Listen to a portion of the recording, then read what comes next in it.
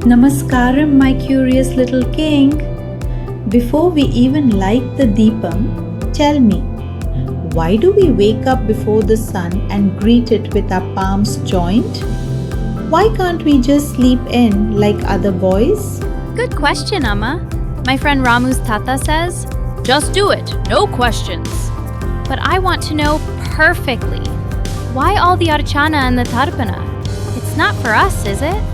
Why do we spend so much time remembering people we've never met?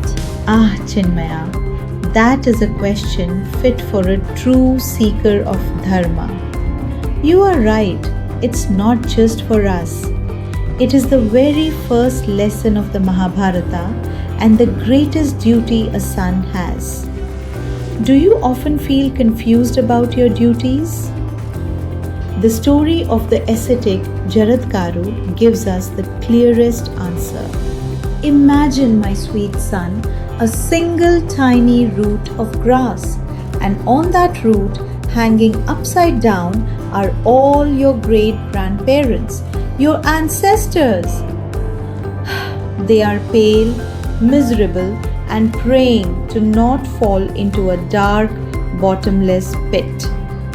What is cutting that single root? A small, hungry rat.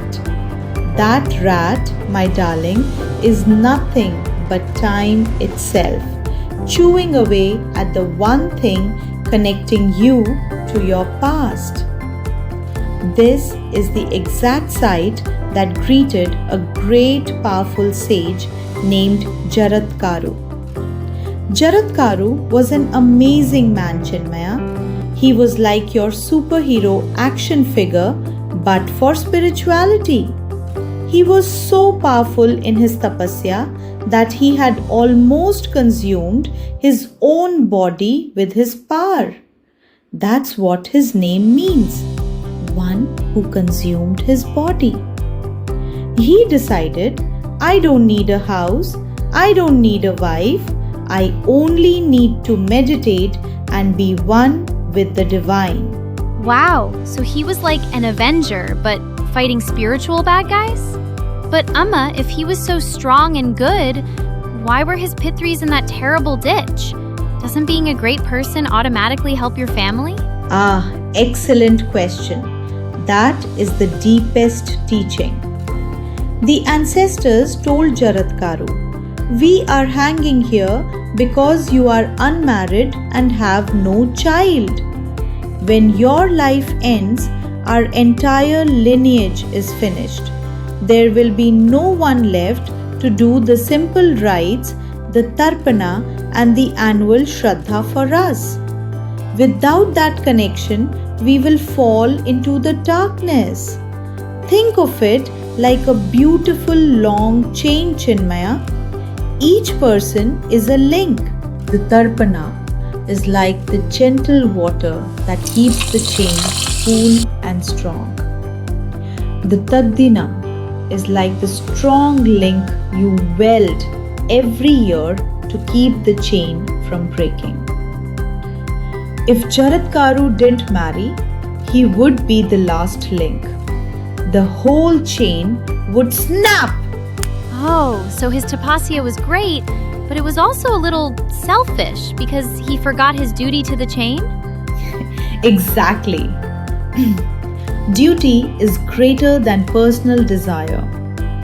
Moved to tears by his ancestors' plight, Jaratkaru agreed to marry. But he was stubborn. He said, I will only marry a girl named Jaratkaru, who is offered to me as bhiksha and whom I do not have to maintain. Impossible conditions, right? But the divine works in mysterious ways. The great serpent king Vasuki had a beautiful sister, and guess what her name was? Jaratkaru. She was also waiting for the sage because she was destined to give birth to a son, Astika, who would save the whole serpent race from a terrible curse. They married, but the sage gave his wife one last severe warning. If you ever insult me or wake me, I will leave you forever. One evening, the sage fell into a deep, deep sleep in his wife's lap. She looked up and saw the sun, the mighty Surya Deva, just about to disappear below the horizon. Oh no, the Sandhya Vandanam time! Precisely! She knew if the sun set while her husband slept, his years of powerful tapasya would be reduced to nothing. His dharma would be broken. She had two choices, my son. 1. Obey his command. Let him sleep and protect his pride but ruin his religious merit. 2. Break his command. Wake him up and protect his dharma but face instant abandonment. What would you choose, my wise boy? Amma, a man's dharma is the most important thing. If she saves his tapasya, that is a bigger, purer act of love than obeying a harsh command. You have the heart of a sage. That is what the Princess Jaratkaru chose. She gently spoke to him. O Lord, the sun is setting. Please rise and complete your evening rites so your great spiritual power is not lost. The sage woke up and his eyes flashed with rage. Wicked woman, you have insulted me by waking me. I told you I would leave, and I shall. Aww, but she was only trying to help him.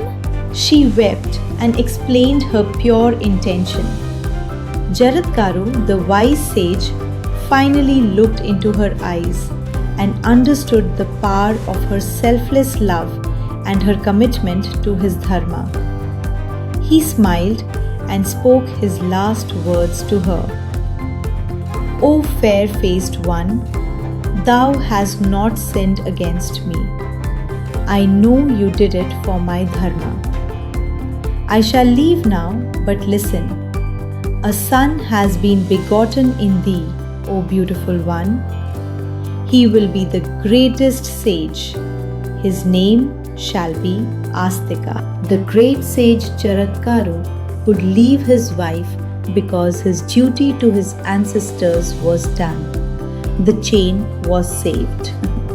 Because Astika would be born to continue the traditions. Now, let's look at why you asked the question. Why do we do Pitru Tarpana? Because the Jaratkaru story teaches us that our ancestors are not just names in a book. They are like those poor souls hanging by a thread. The Tarpana is the water of gratitude that strengthens that thread and prevents the wrath of time from cutting us off from our lineage. Why do we do Tadinam? Because every time you perform that duty, you are creating a strong new link in the chain that connects you, the energetic Chinmaya, to the wisdom of 1,000 generations. It is the greatest selfless act a son can perform. Chinmaya, you asked me why we remember people we haven't met. It is because without them, you would not exist. Honoring the past is the spiritual insurance for your future. Now, enough serious talk. Run along. But when you offer the arghya to the sun this evening, remember the little rat of time and make sure your own link in the chain is strong.